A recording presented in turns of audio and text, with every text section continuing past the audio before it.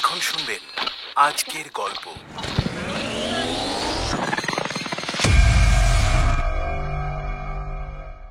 তাড়াতাড়ি সাহেব, তাড়াতাড়ি! ওই তো দেখা যাচ্ছে।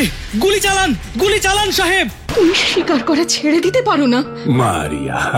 মারিয়া মাই ডার্লিং, তোমার শরীর খারাপ বলে তুমি এই সমস্ত উল্টো পাল্টা স্বপ্ন দেখছো। আমাকে ক্ষমা করো আইরিন, আমি বুঝতে পারিনি।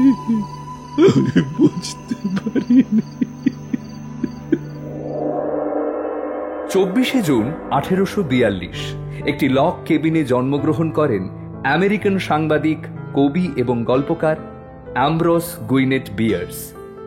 দীর্ঘদিন তিনি মার্কিন যুক্তরাষ্ট্রের ইউনিয়ন সেনাবাহিনীতে কর্মরত ছিলেন।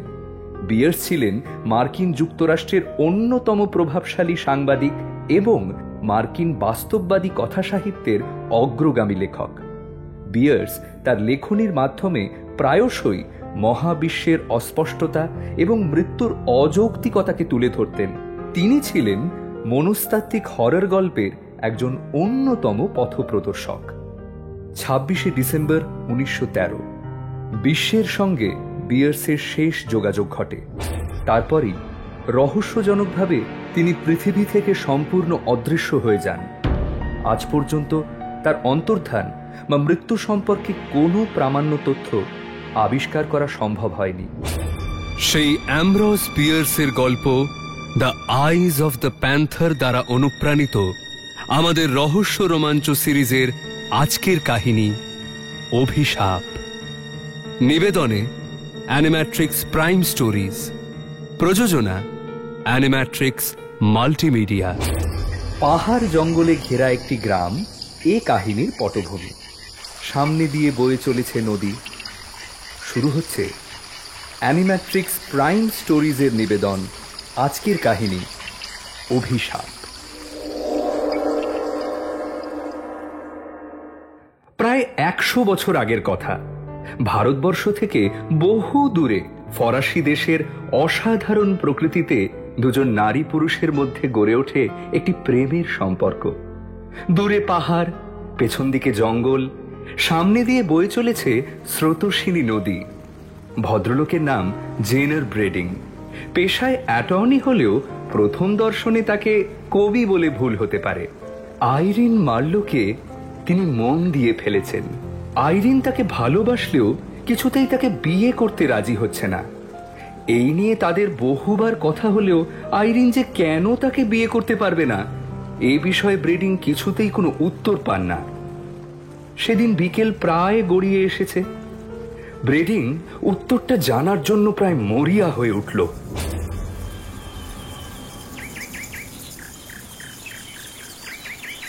বলো আইরিন, তুমি তো আমাকে ভালোবাসো, তাহলে কেন আমাকে বিয়ে করতে রাজি হচ্ছ না? এর আগে অনেকবার তোমাকে এই কথাটা জিজ্ঞাসা করেছি, এড়িয়ে গেছো। আজ কিন্তু ছাড়বো না, আজ তোমাকে বলতেই হবে। কেন বারবার জিজ্ঞাসা করছো? আমি তো বলেইছি আমার একটা অন্ধকার অতীত আছে ব্রেডিং। সেই ভয়ঙ্কর সত্যিটা তুমি সহ্য করতে পারবে না। সব সহ্য করতে পারবো, কিন্তু কি সেই ভয়ঙ্কর সত্যি সেটা আমাকে জানতেই হবে। কিসের ভয়ে তুমি আমার থেকে দূরে থাকছো আমি শুনতে চাই। আচ্ছা, আরেকদিন বলবো। আজকে এত কথা বলতে গেলে সন্ধে গড়িয়ে যাবে। শোনোনি, আজকাল গ্রামের দিকে নাকি মাঝে মাঝে একটা নেকড়ে হানা দিচ্ছে। সন্ধ্যের পরে এখানে থাকাটা ঠিক নয় ব্রিডিং। হ্যাঁ, নেকড়ের কথাটা আমিও শুনেছি। সেই নেকড়ে নাকি আবার রাত্রিবেলা লোকের বাড়ির জানলা দিয়ে মুখ বাড়িয়ে ভয় দেখায়। সব জানি, তবে তুমি এখন আমাকে নেকড়ের গল্প দিয়ে পালিয়ে যেতে পারবে না। দেরি হয়ে গেলে আমি বাড়িতে পৌঁছে দিয়ে আসব। তুমি এখন তোমার কথা বলো। বলতেই হবে? হ্যাঁ। আজকেই? হ্যাঁ। আমি আমি সম্পূর্ণ সুস্থ নই ব্রেডিং। আমি কদিন পরেই উন্মাদ হয়ে যাব। আমার আমার মা উন্মাদ হয়ে গেছিলেন। কি কি সব উল্টোপাল্টা কথা বলছো? আসল কথাটা খোলসা করে বলবে? আর হেয়ালি করো না প্লিজ। কি নিয়ে তোমার এত ভয়? কি ঘটেছিল? কি ঘটেছিল তোমাদের পরিবারে?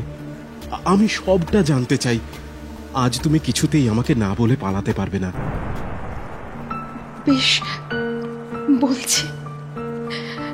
এর আগে কখনো কাউকে আমি আমার জীবনের এই রহস্যময় অতীতের কথা বলিনি। বলো আইরিন, তোমার কোনো ভয় নেই। তোমার অতীতে যাই ঘটুক না কেন, আমি তোমাকে কখনো ছেড়ে যাব না। বলো। জেনার ব্রেডিং আইরিনের হাতটা নিজের হাতের মধ্যে নেন। আইরিন ধীরে ধীরে বলতে শুরু করে। সূর্য তখন অস্তগামী। চারপাশের উপত্যকা ও পাহাড়গুলিতে ঘনিয়ে এসেছে আঁধার। একটা রহস্যময়তা ঘিরে ধরেছে দুজনকে। আমার বাবার নাম চার্লস মার্লো। বাবা ছিলেন একজন শিকারী। বংশ পরম্পরায় বাবার পূর্বপুরুষরা অভিজাত শিকারী পরিবার হিসেবে পরিচিত ছিলেন। কিন্তু কিছু বছর আগে ভাগ্যের ফেরে বাবা হঠাৎই খুব দরিদ্র হয়ে পড়েন। আমি যখনকার কথা বলছি, তখন আমার বাবা আর মা জঙ্গলের মধ্যে একটা কুঁড়ে ঘরে ভাগ্যের সাথে লড়াই করে জীবন অতিবাহিত করছেন।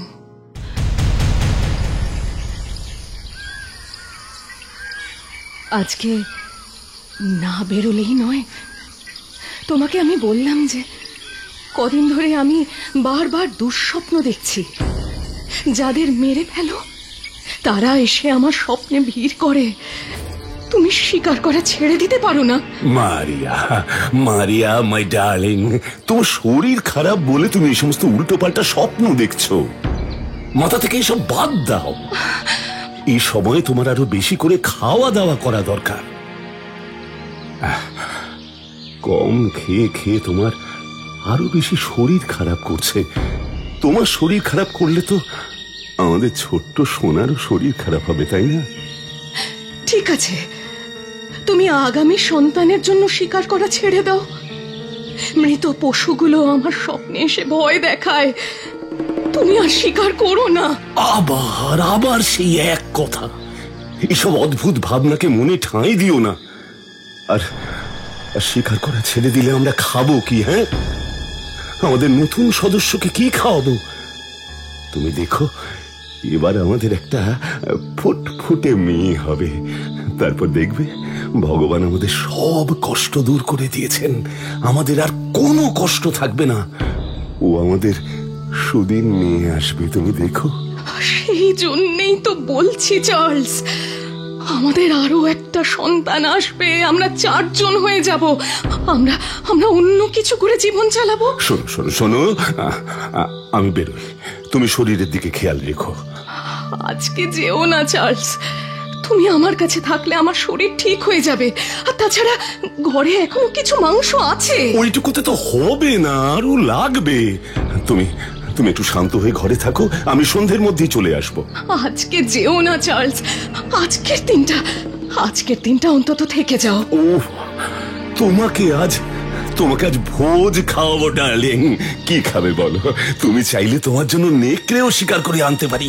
তোমার জন্য সব পারি। এই ভালো করে দরজা বন্ধ করে রেখো।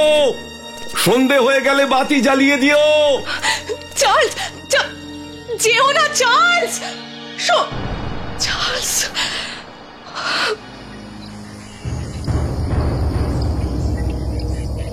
সন্ধে নেমে আসে। গুনগুন করে গান গাইতে গাইতে বাচ্চাকে ঘুম পাড়ায় মারিয়া।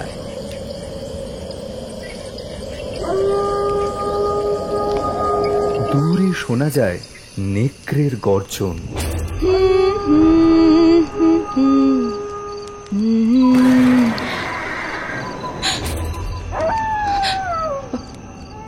কিসের শব্দ শোনা যাচ্ছে?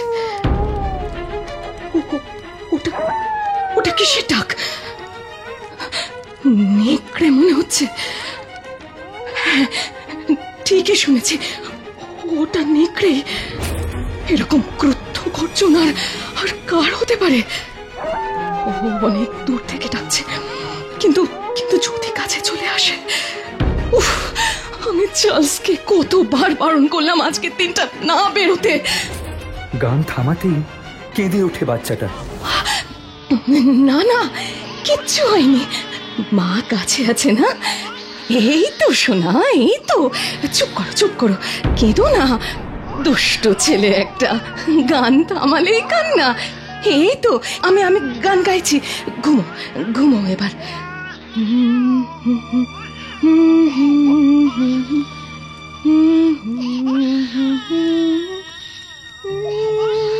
মারিয়া আবার গান গেয়ে ঘুম পাড়াতে থাকে বাচ্চাটাকে।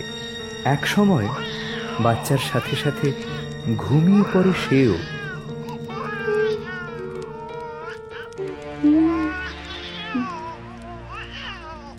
ঘুমের মধ্যে এক ভয়ঙ্কর স্বপ্ন দেখে মারিয়া। সে দেখে একটা বড় ইউরোপিয়ান পালঙ্কে সে গান গেয়ে ঘুম পাড়াচ্ছে তার সন্তানকে, কন্যা সন্তান। চমৎকার গোলাপি রঙের ফ্রক পরা মিষ্টি একটি মেয়ে, কিন্তু তার মুখটা। ঠিক তক্ষুনি জানলার বাইরে একটা নেকড়ের গর্জন শুনে ঘুম ভেঙে যায় মারিয়ার। সে চিৎকার করে ওঠে,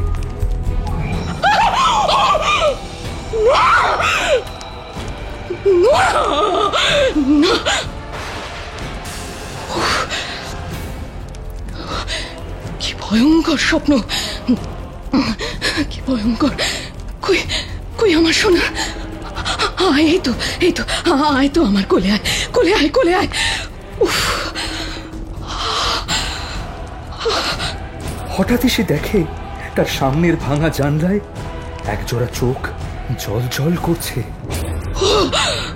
ও ও সামনে ওটা কি চলছে? ওই তো দুটো চোখ, নেকড়ে জানলায় দাঁড়িয়ে আছে। কি করব কি করব এখন, কি করব? ও তো ঘরে ঢুকে পড়বে এবার। ও না না, ওকে তাড়াতে হবে, ওকে তাড়াতেই হবে। কি করে? হ্যাঁ, ফায়ার প্লেস থেকে একটা কাঠ ছুঁড়ে মারবো। হ্যাঁ, তাই করি। মারিয়া কোনো মতে বিছানা থেকে নেমে ফায়ার প্লেসের পাশ থেকে একটা জ্বলন্ত কাঠ নিয়ে নেকড়েটার দিকে ছুঁড়ে মারে।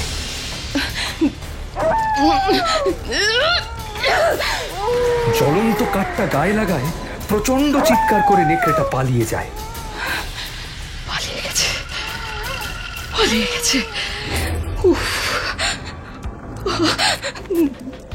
কিন্তু কিন্তু যদি আবার ফিরে আসে, আবার কাঠ ছুঁড়ে মারবো। একমাত্র আগুনেই ওর ভয়। রক্ষা করো জিসাস, রক্ষা করো, রক্ষা করো জিসাস। চার্লস, চার্লস কখন ফিরবে?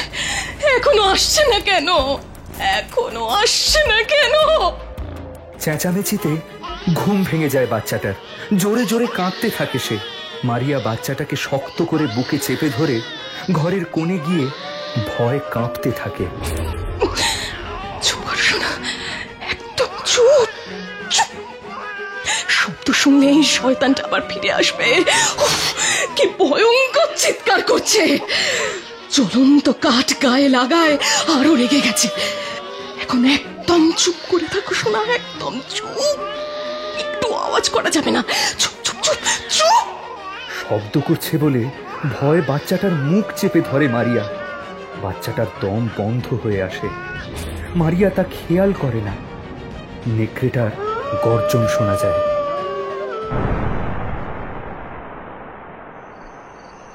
অনেক রাতে হরিণ শিকার করে চার্লস ঘরে ফেরে। ঘর অন্ধকার। দরজায় ধাক্কা দেয় চার্লস। মারিয়া, মারিয়া, দরজা খোলো, আমি এসে গেছি। কাঁধ থেকে মৃত হরিণের দেহটা নামিয়ে রেখে চার্লস আবার ডাকে, কিন্তু কোনো সাড়া পায় না। অদ্ভুত তো, সাড়া দিচ্ছে না কেন? হ্যাঁ, ঘরে কোনো আলো জ্বলছে না, এত অন্ধকার। ঘুমিয়ে পড়লো। তাহলে পাশের জানলা দিয়ে ডাকি। এত অন্ধকার, কিছুই দেখতে পাচ্ছি না। মারিয়া, মারিয়া!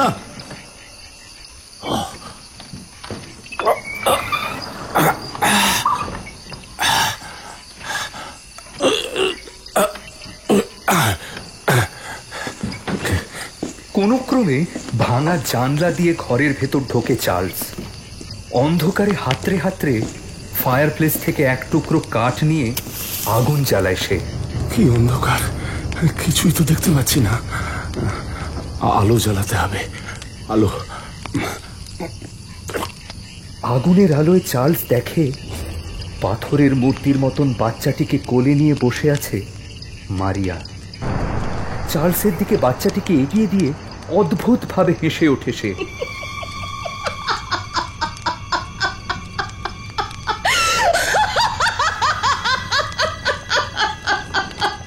মারিয়া, মারিয়া, মারিয়া, কি হয়েছে তোমার? এরকম করছো কেন? নিথর বাচ্চাটিকে দেখে চমকে ওঠে চার্লস।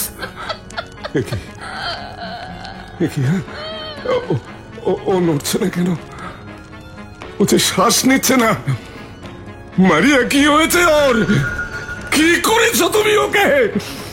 ও জিসাস, আমার ছেলেকে বাঁচিয়ে তোলো, বাঁচিয়ে তোলো জিসাস! অভিশাপ! ওদের অভিশাপ আমরা এড়াতে পারবো না।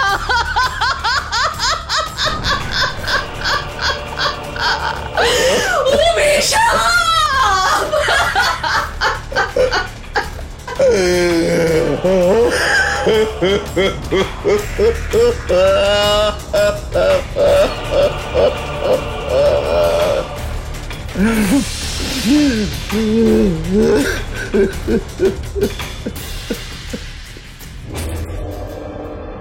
হ্যাঁ, তোমার বাবার কথা তুমি অনেকদিন আগে একবার আমাকে বলেছিলে।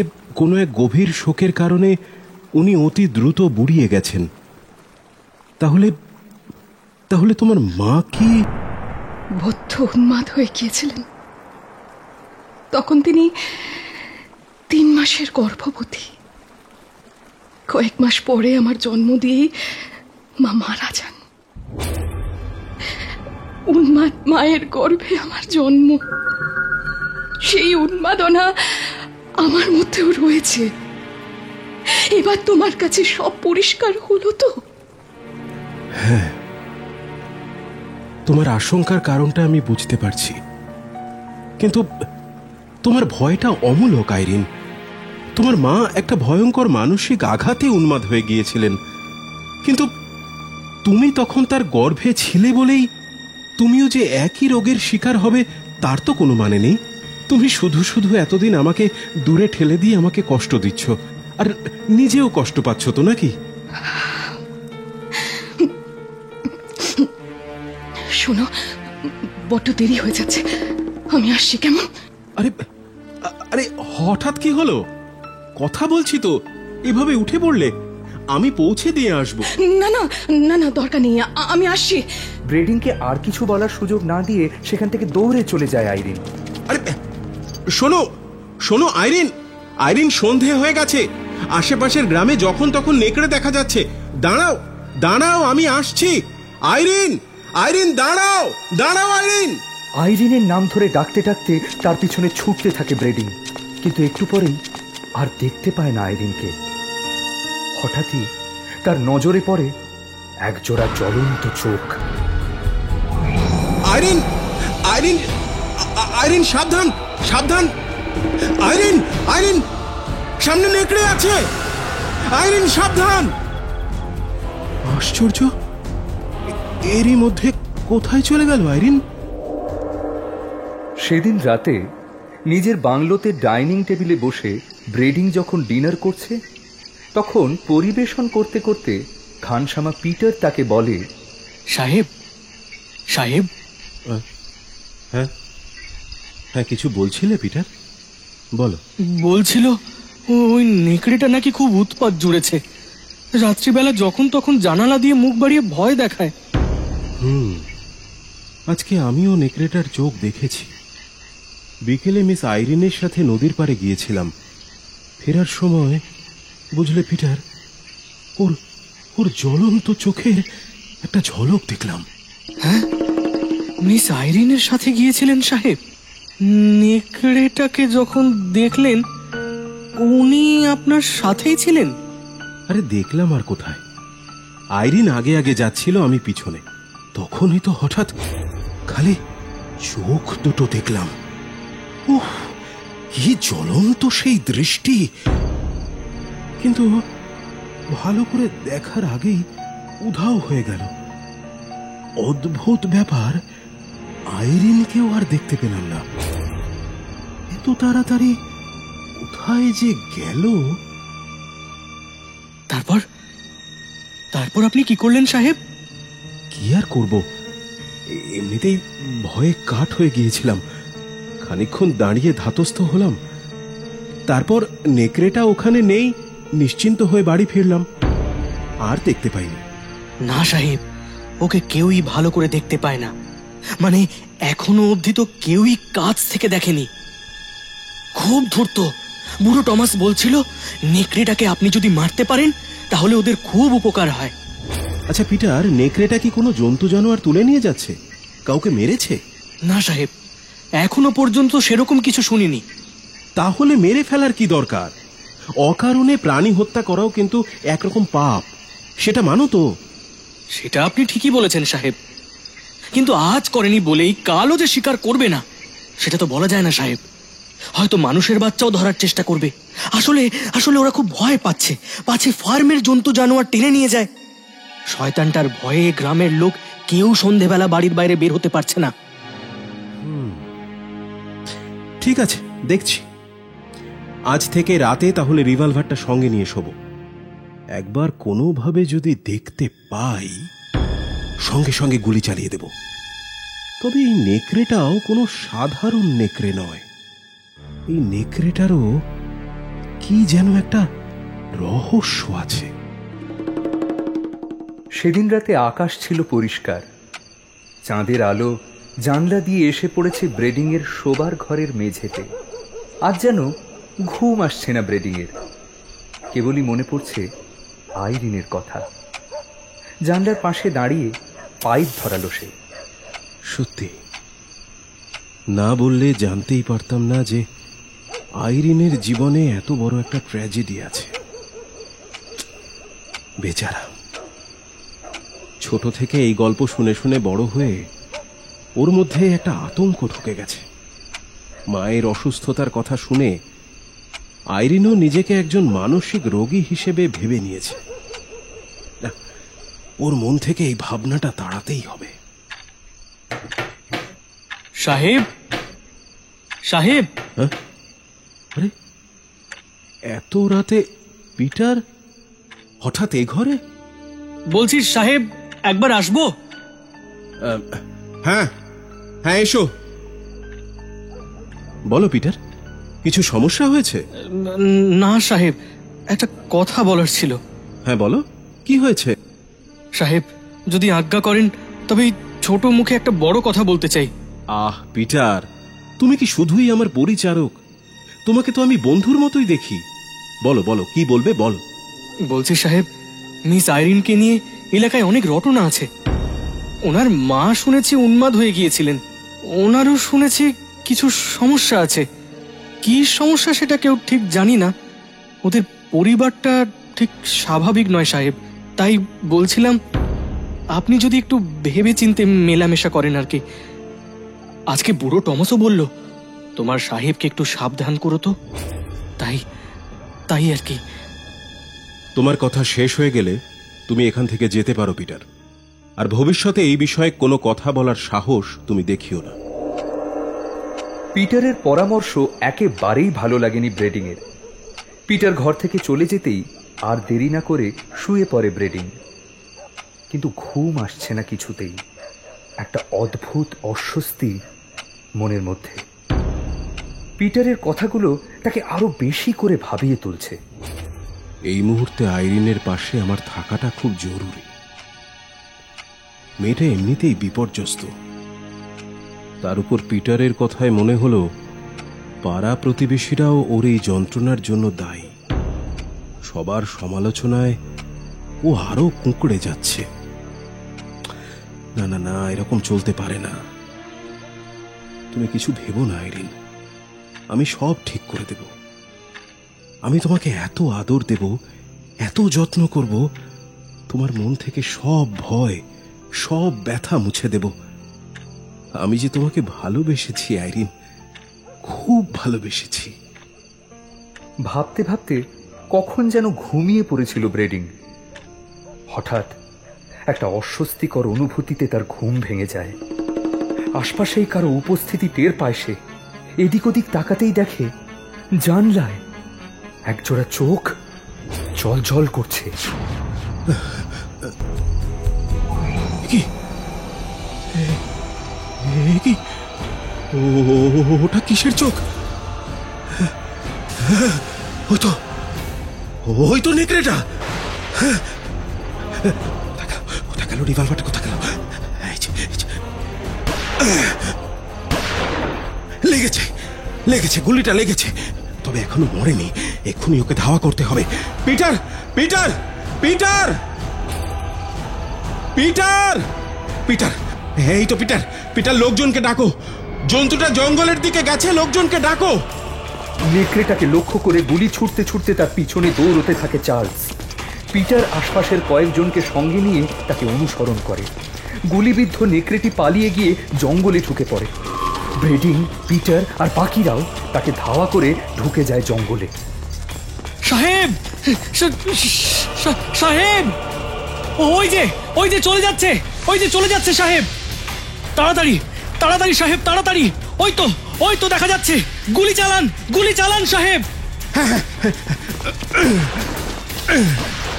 এই তো রক্তের দাগ, তার মানে আহত হয়েছে। সাহেব, সাহেব, রক্তের দাগ ধরে চলুন। রক্তের দাগ অনুসরণ করে কিছু দূর যেতেই একটা ঝোপের আড়ালে নেকড়েটার রক্তাক্ত মৃতদেহ পড়ে থাকতে দেখে তারা। মৃত্যু নিশ্চিত করতে আরো দুটি গুলি ছোড়ে ব্রেডিং। তারপরে ধীরে ধীরে এগিয়ে যায় সেই নিষ্প্রাণ দেহ লক্ষ্য করে। মৃতদেহের কাছে যেতেই সে চমকে ওঠে। রক্তে মাখামাখি হয়ে যে দেহটি তার সামনে পড়ে আছে, তার সম্পূর্ণ দেহটি একটি হিংস্র নেকড়ে, কিন্তু মুখটা কি?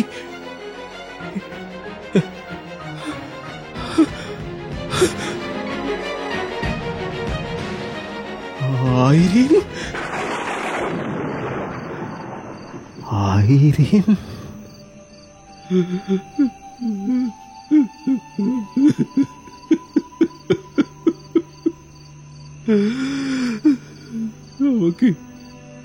আমাকে ক্ষমা করো আইরিন।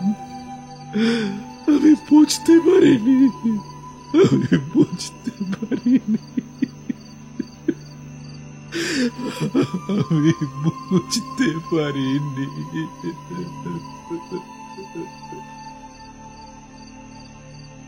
গাছের পাতার ফাঁক দিয়ে স্নিগ্ধ চাঁদের আলো এসে পড়েছে নিষ্প্রাণ আইরিনের কোমল গালে, সোনালি চুলে। সে রাতে অরণ্যের শব্দ, রক্তের গন্ধ, চাঁদের আলো আর ব্রেডিংয়ের চোখের জলের সঙ্গে মিশে গেল এক মায়ের বুক ফাটা হাহাকার।